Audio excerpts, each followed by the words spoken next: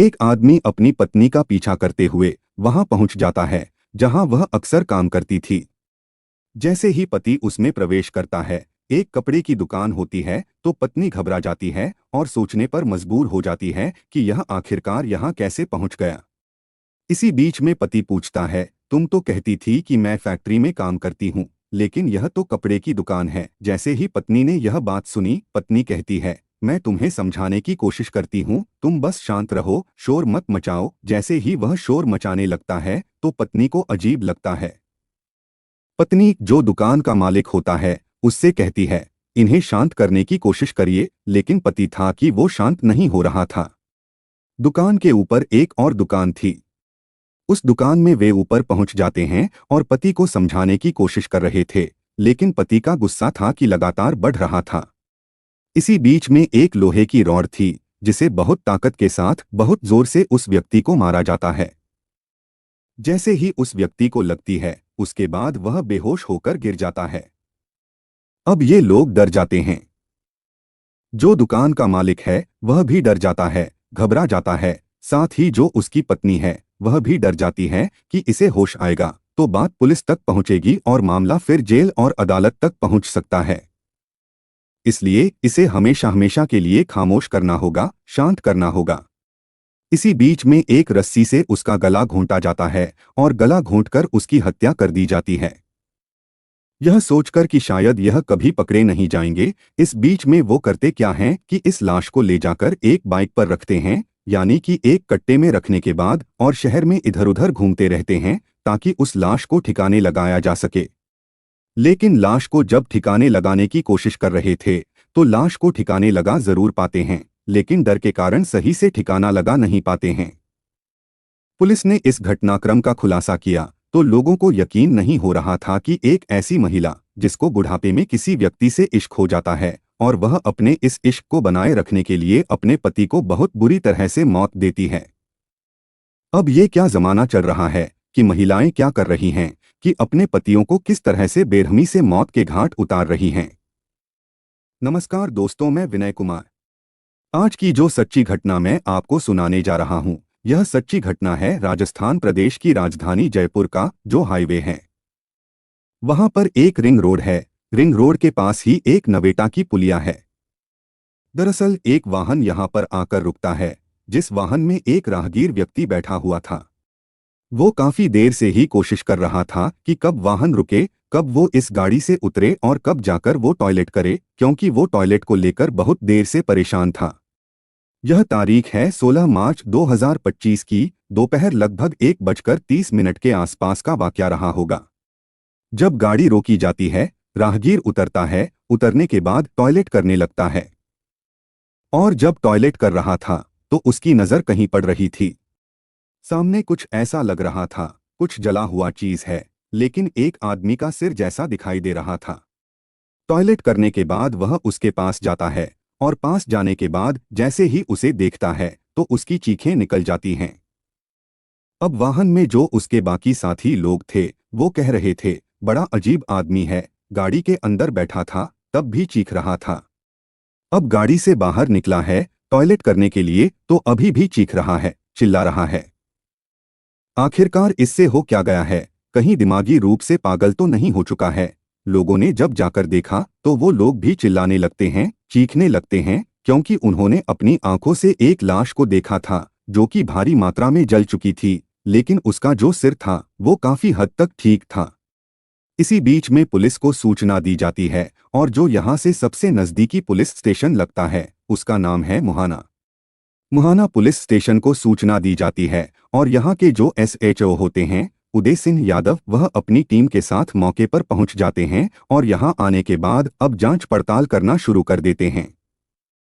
देखते ही प्रथम दृश्य ऐसा लग रहा था जैसे किसी व्यक्ति की पहले हत्या की गई है, यहाँ से दूर, और हत्या करने के बाद लाश को यहाँ लाया गया है और जलाने की कोशिश की गई थी, लेकिन पूरी मात्रा में वो जल नहीं पाया था।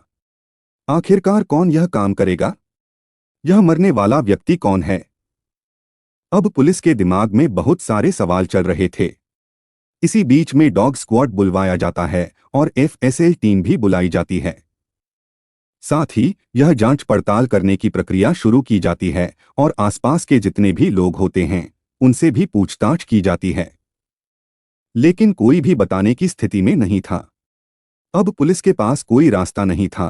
पुलिस करे तो क्या करे, जो ये लाश होती है इस लाश के पोस्टमार्टम के लिए भेजा जाता है और पोस्टमार्टम से पता चलता है कि किसी रस्सी से गला दबाकर इसकी हत्या की गई है। अब इस लाश को रखा जाता है महात्मा गांधी हॉस्पिटल की मोर्चरी के अंदर।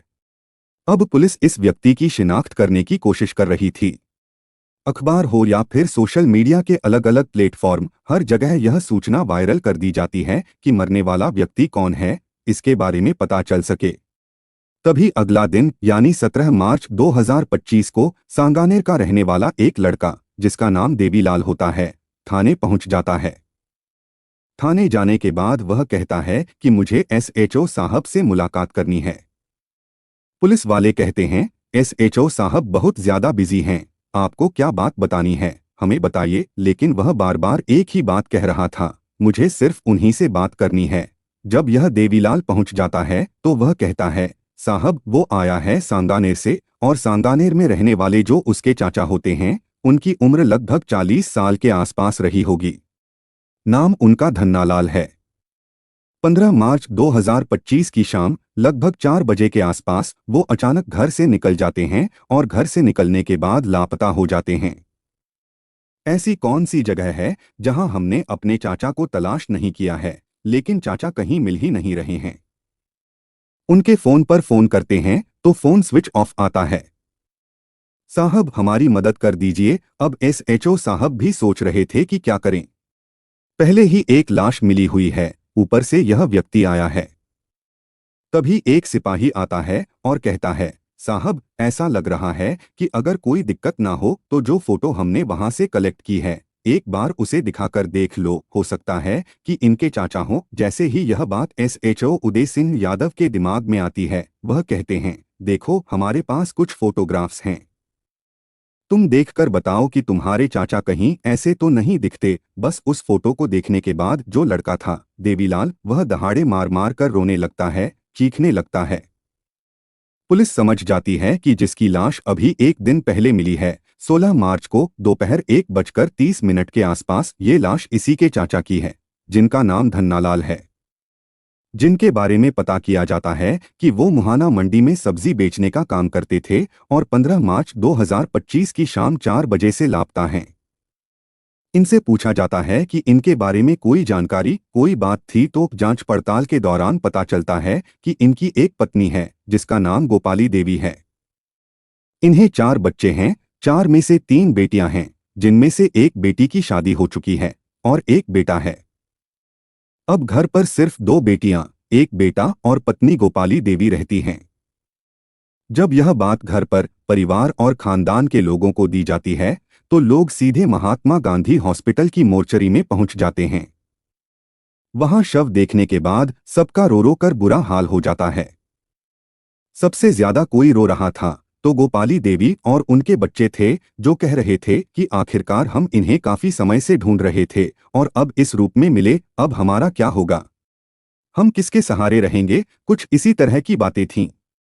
पुलिस वाले उन्हें सांत्वना देते हैं और कहते हैं आपको परेशान होने की जरूरत नहीं है, जितनी जल्दी हो सकेगा हम इस घटनाक्रम का खुलासा कर देंगे। पुलिस अब इस घटनाक्रम के खुलासे के लिए कई टीमें गठित करती है। टीम गठित करने के बाद यह कोशिश की जाती है कि कम से कम समय में इस घटनाक्रम का खुलासा होना चाहिए। पुलिस ने उस इलाके के जितने भी सीसीटीवी कैमरे थे उन्हें खंगालना शुरू किया। क्योंकि आसपास के लोगों से बातचीत कर चुके थे, वहां से कोई क्लू नहीं मिल रहा था। एक बाइक थी, एक बाइक जो लगातार चक्कर काट रही थी। उस बाइक पर एक आदमी बैठा हुआ था जिसने हेलमेट पहना हुआ था। बीच में कोई भारी सी चीज रखी हुई थी, एक सफेद रंग के प्लास्टिक के कट्टे में। उसके पीछे एक महिला थी जिसने एक बड़ा सा घूंघट किया हुआ था। यह कौन है, इसके बारे में जानकारी जुटाई जाती है। दरअसल किसी ने कहा कि यह बार बार चक्कर काट रहे थे। इनका चक्कर काटने का मामला समझ में नहीं आया, या तो ये रास्ता भटके हुए हैं या फिर कोई और वजह है, तो क्योंकि उनके चेहरे तो दिखाई दे नहीं रहे थे। जो बाइक था, बाइक का नंबर सीसीटीवी में नजर आ जाता है और नंबर से पता चलता है कि आखिरकार यह जो बाइक है वह किसके नाम है। तो पता चलता है यह बाइक सांगानेर में एक कंशीदो वाली गली है और कंशीदो वाली गली में श्री श्याम फैशन के नाम से एक दुकान है। दुकान का एक मालिक होता है जिसका नाम दीनदयाल कुशवाहा है, उम्र जिसकी लगभग 30 साल के आसपास होती है। पुलिस सबसे पहले इसी के पास पहुंचती है क्योंकि यही एक प्राइम सस्पेक्ट था। पुलिस के पास कोई ऐसी लीड मिल नहीं रही थी और यह घटनाक्रम भी कुछ ऐसा था पुलिस के लिए जैसे क्या भूसे के ढेर में से सुई को तलाश करना। यह अंधा कत्ल था, किसने किया, क्यों किया? पुलिस इन सवालों के जवाब तलाश करना चाह रही थी और इसके लिए लगातार कोशिश कर रही थी। पुलिस की जो टीमें थीं, वो कई टीमें अलग अलग क्षेत्रों में काम कर रही थीं। आखिरकार ये बाइक पे सवार जो था वो मिल जाता है। इससे पूछा जाता है कि तुम्हारे जो बाइक के पीछे एक महिला बैठी हुई थी वो कौन थी, उसका नाम बताओ।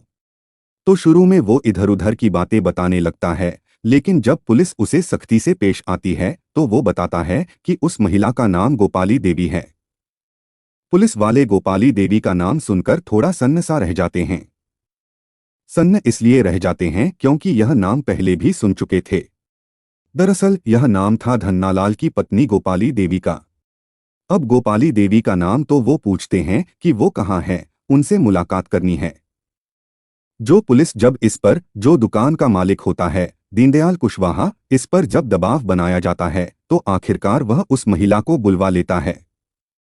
महिला जब सामने खड़ी होती है तो पुलिस वाले देखकर और भी हैरान इसलिए थे क्योंकि वह तो 2 दिन पहले बहुत ज्यादा रो रही थी अपने पति के अचानक से गायब होने के बाद, और फिर उसकी लाश मिलने के बाद लगातार रोए चली जा रही थी। और यहाँ वह बाइक पे पीछे बैठी हुई है। आखिरकार यह वाली बात तो उसने जिक्र नहीं किया कि जिस वक्त उसका पति गायब होता है उसी वक्त यह बाइक पर चक्कर काट रही थी। इसके बाद उससे पूछा जाता है। वह कहती है, साहब मैं तो इनके यहाँ दुकान पर काम करती हूँ। क्या काम करती हो? जब इस तरह के सवाल जवाब पुलिस ने करना शुरू किया तो पुलिस ने जब टेढ़मेढ़े सवाल किए तो टेढ़मेढ़े सवालों का सीधे सीधे आंसर आ नहीं रहा था। पुलिस को यहाँ से कुछ शक होने लगता है। पुलिस ने जब सख्ती से पूछताछ करना शुरू किया तो महिला कहने लगती है, साहब यह कहानी शुरू होती है अब से लगभग 5 साल पहले। 5 साल पहले इसकी एक मुलाकात होती है उस व्यक्ति से जिसका नाम दीनदयाल कुशवाहा होता है। मुलाकात होती है, मुलाकात होते ही प्यार हो जाता है। यह दोनों इतने नजदीक आते हैं, ऐसे रहने लगते हैं कभी कभी जैसे पति पत्नी की तरह। और इसे मौका मिलता है, वो कहता है कि तुम मेरी दुकान पे ही क्यों ना काम कर लेती हो, यानी कि श्री श्याम फैशन पर। नीचे दुकान होती है, ऊपर मकान जैसी स्थिति होती है। वहां कोई रोकने वाला नहीं था, ना कोई टोकने वाला था। जब चाहो तब उसके साथ वो अपना वक्त बिता सकता था, संबंध बना सकता था। कोई भी रोक नहीं थी, कोई टोक नहीं थी। लेकिन जो पति था धन्नालाल, उसको शक होने लगता है कि उसकी पत्नी इतना ज्यादा खुश रहती है। वह रोज रोज तैयार होकर कहीं जाती है। जब उससे पूछा जाता है तो बताती है कि वह फैक्ट्री में काम कर रही है। धीरे धीरे करके वक्त गुजरने लगता है, घर में झगड़े भी होने लगते हैं। वह बार बार अपनी पत्नी से पूछता था क्योंकि वह अपना काम नहीं छोड़ना चाहता था। सब्जी बेचा करता था और सब्जी बेचने का एक निश्चित समय होता है, दुकान खुलेगी, ग्राहक आएंगे, तो वह अपना काम खराब नहीं करना चाहता था। एक बार पत्नी का पीछा करता है और करते करते पीछा 15 मार्च 2025 की शाम 4 बजे आखिरकार वो उसी दुकान पर पहुंच जाता है जिस दुकान यानी कि श्री श्याम फैशन पर वह काम करती थी। अंदर जैसे प्रवेश होता है, पत्नी घबरा जाती है, डर जाती है और वो यहाँ पर आकर गुस्से में भन्ना जाता है। इतना गुस्सा करता है कि तुम तो कहती थी फैक्ट्री में काम करती हो और यहाँ कपड़े की दुकान पर कहासुनी कुछ ज्यादा होने लगती है। वह उसे प्यार से पुचकार कर, दुलार कर किसी तरकीब से ऊपर वाले कमरे में ले जाते हैं जो दुकान के ऊपर होता है। वहां ले जाने के बाद समझाने की कोशिश कर रहे थे। जब वह शांत नहीं हो रहा है तो एक लोहे की रॉड पूरी ताकत के साथ धन्नालाल के सिर में मारी जाती है। जैसे ही उसे रॉड लगती है वह फर्श पर गिर जाता है और फर्श पर गिरते ही वह तड़पने लगता है। इसी बीच मौका पाते हैं वे दोनों फैसला लेते हैं कि इसका तो काम तमाम कर ही देते हैं, क्योंकि यह रहेगा जिंदा तो हम कभी मिल नहीं पाएंगे। लेकिन वे भूल रहे थे कि यह जो कर रहे हैं वो बहुत जल्दी पकड़े जाएंगे। लेकिन उन्हें इस बात की कोई फिक्र नहीं थी, न ही उस महिला को इस बात की फिक्र थी कि उसके 3 छोटे बच्चे हैं, उनकी कौन देखरेख करेगा। उसे न इस बात की फिक्र थी कि वह भविष्य में जेल भी जा सकती है। हत्याकांड को अंजाम दे देते हैं। अब ये फैसला लेते हैं कि क्यों न इस लाश को ठिकाने लगाया जाए। लाश को ठिकाने लगाने के लिए उसकी लाश को प्लास्टिक के कट्टे में रखा जाता है और कट्टे में रखने के बाद एक तरह से पैक कर देते हैं। बाइक पर बीच में रखते हैं, आगे प्रेमी होता है, पीछे खुद बैठती है और बीच में उसका पति होता है। यह बाइक लेकर निकल जाते हैं क्योंकि अभी उजाला था, पूरी तरह से अंधेरा नहीं हुआ था। आखिरकार बाइक इधर उधर घूमती रहती है। करीब करीब 5 किलोमीटर का सफर ये घंटों में तय करते हैं और घंटों में सफर तय करने के बाद यह पहुंच जाते हैं जयपुर हाईवे के किनारे, जहां नवेटा की पुलिया है। नवेटा की पुलिया के पास ले जाने के बाद जो एक खाई सी है, वहां पर जाकर शव रखते हैं और उसके ऊपर ज्वलनशील कोई पदार्थ जैसे पेट्रोल वगैरह भारी मात्रा में डाला जाता है। लेकिन जब उसकी लपटें तेज उठने लगती हैं तो इन्हें लगता है कि कहीं पकड़े न जाएं। यह वहां से भाग जाते हैं। पूरी तरह से शव नहीं जल पाया था, चेहरा साफ सुथरा सा दिख रहा था। जब एक राहगीर की नजर पड़ती है तो आखिरकार कातिलों तक पुलिस कड़ी मशक्कत के बाद पहुंच जाती है और घटनाक्रम का खुलासा करती है। पता चलता है कि 4 बच्चों की मां, जिसकी उम्र 40 साल है, 10 साल छोटे एक व्यक्ति से आशिकी करने लगती है और उसके साथ अवैध संबंधों में थी। उसका पति इस बात का विरोध करता था और इसी बात को लेकर झगड़ा होता था। एक तरफ मेरठ कांड का खुलासा हो रहा था, दूसरी तरफ जयपुर के मुहाना में इस घटनाक्रम का खुलासा होता है। लोगों को यकीन नहीं हो रहा था कि आखिरकार आज के समाज में महिलाएं किस ओर जा रही हैं, अपने पति की हत्या किस तरह से करती हैं, वो भी बहुत भयानक रूप में। उसे मौत के घाट उतरवा देती हैं और यह सोचती हैं कि शायद कभी खुलासा नहीं होगा। लेकिन जब पुलिस अपनी सख्ती पर आती है तो पूरी ईमानदारी से जांच पड़ताल करती है। चाहे कातिल या अपराधी कितना भी शातिर क्यों न हो, वह पकड़ा ही जाता है। यहां भी ऐसा ही होता है। गोपाली देवी पकड़ी जाती है, उसका प्रेमी दीनदयाल कुशवाहा भी पकड़ा जाता है। फिलहाल वे जेल में हैं और उनके खिलाफ पुलिस चार्जशीट लगाकर कम से कम समय में सजा दिलाने की कोशिश करेगी। इस कहानी को सुनाने का मेरा मकसद आप सभी को जागरूक करना है, ताकि आप समझ सकें कि गलत रिश्तों और अपराध का अंजाम कितना भयानक हो सकता है। सच्चाई से मुंह मोड़ने और कानून को धोखा देने की कोशिश कभी सफल नहीं होती। अपराधी कितना भी शातिर क्यों न हो, कानून के शिकंजे से बच नहीं सकता। अगर आपको यह कहानी पसंद आई हो तो कृपया हमारे चैनल को लाइक, सब्सक्राइब और शेयर करें। आपका समर्थन हमारे लिए बहुत महत्वपूर्ण है।